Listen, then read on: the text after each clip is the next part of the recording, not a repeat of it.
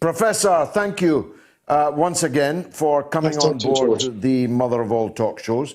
We are going to talk about the European Union and other things, but I wanted your view first on who on earth imagined that picking a fight with Marcus Rashford over free school meals in the Christmas holidays was way to go for Boris Johnson's government. It's madness, isn't it?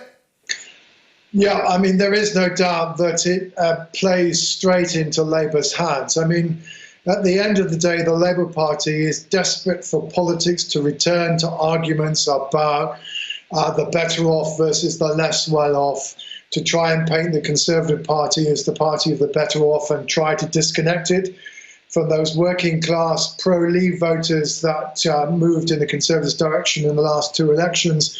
And this row is just God's gift to the Labour Party so far as that's concerned. Of course, it fits into a wider story and difficulty for the government. And it so happens to be the case that the prevalence of coronavirus is much higher in the north of England than it is further south.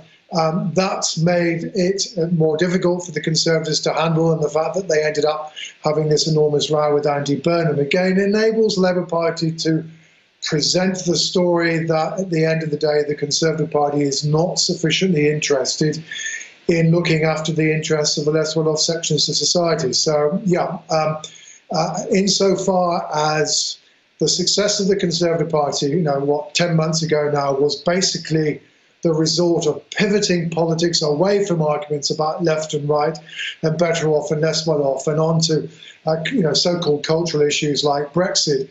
They seem to have forgotten the lesson of their own success back in December of last year.